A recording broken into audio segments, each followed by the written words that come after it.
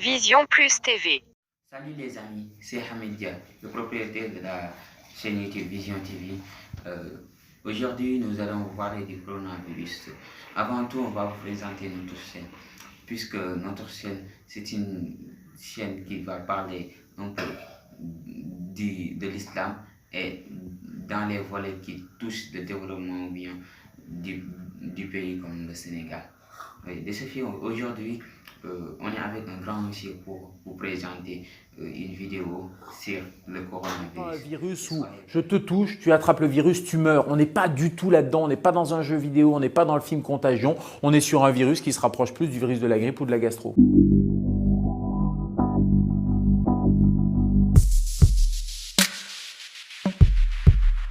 C'est un coronavirus. Corona, ça veut dire qu'il y a une couronne.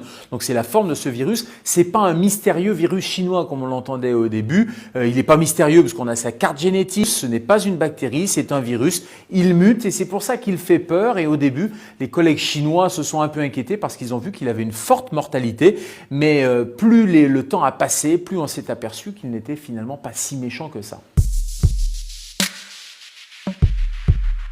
Au début, c'est un virus animal, il reste chez les animaux et puis parfois, à la faveur d'une mutation virale, il peut passer à l'être humain, surtout quand il y a une promiscuité. Et puis après, de l'homme à un autre être humain, c'est ce qu'on appelle la contamination interhumaine et c'est comme ça que les épidémies partent.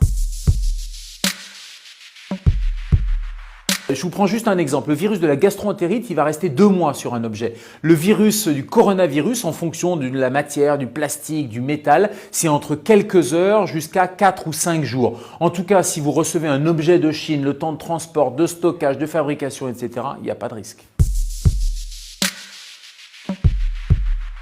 Non, je pense qu'il ne faut pas avoir peur, il ne faut surtout pas paniquer. Il y a un principe de précaution. Je trouve que là, il est un peu poussé à l'extrême. On a affolé les gens en donnant des chiffres de mortalité qui sont largement surestimés. Il faut simplement avoir des précautions raisonnables. Ce n'est pas un virus où je te touche, tu attrapes le virus, tu meurs. On n'est pas du tout là-dedans. On est sur un virus qui se rapproche plus du virus de la grippe ou de la gastro. Ce sont des barrières universelles. Qu'est-ce qu'on fait? On se lave les mains. C'est vraiment le premier conseil. On se lave les mains correctement pendant 30 secondes à l'eau et au savon. Quand vous-même vous êtes malade, évitez d'aller postillonner à l'extérieur et donc vous allez mettre un petit masque chirurgical pour protéger les autres. Et puis après, il va falloir éviter les rassemblements, éviter d'aller visiter vos grands-parents parce que vous allez risquer de contaminer les gens les plus fragiles. Si vous n'êtes pas malade, il n'y a aucune utilité à avoir un masque. On peut décéder des complications directes du virus, ça donne des pneumonies. Comme pour la grippe, vous savez, la grippe, il y a 10 000 morts par an dans l'indifférence générale. Puis il y a des complications indirectes, on peut mourir de complications liées à l'alitement comme la phlébite embolie pulmonaire, liées à une complication nosocomiale.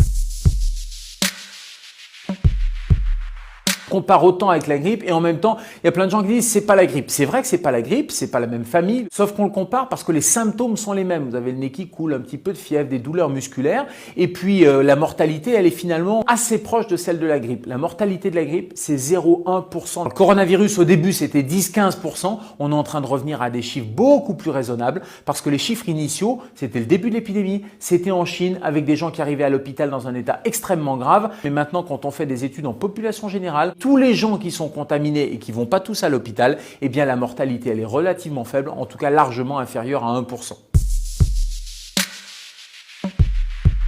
Une fois qu'on a le virus, on a, comme toute maladie infectieuse, des anticorps qui vont être produits par l'organisme et ces anticorps-là, ils vont nous immuniser. Ça veut dire qu'ils vont, dès qu'il y a une autre contamination, ils vont tout de suite attaquer le virus. Sauf qu'on a vu des cas rares, mais des cas qui existent, de recontamination. Alors, est-ce que nos tests n'étaient pas fiables? Parce qu'on n'était pas capable de détecter de petites quantités du virus. Deuxième hypothèse, est-ce que le virus dormait dans l'organisme et puis s'est réveillé? La troisième, c'est qu'on peut très bien se recontaminer avec une souche légèrement différente. C'est ce qui arrive avec la grippe. Vous êtes vacciné contre la grippe, mais vous allez attraper une autre forme de grippe. Il y a des chercheurs américains, des épidémiologistes, qui sont même en train de dire que c'est en train de devenir une maladie saisonnière. Le coronavirus, on estime que 70% de la population aurait une cicatrice sérologique, c'est-à-dire aurait eu un contact à un moment donné avec le coronavirus. Mais j'allais dire c'est la bonne nouvelle parce que ça va passer inaperçu chez l'immense majorité des gens qui vont être en contact, qui vont s'immuniser et seuls les plus fragiles risquent d'avoir des complications.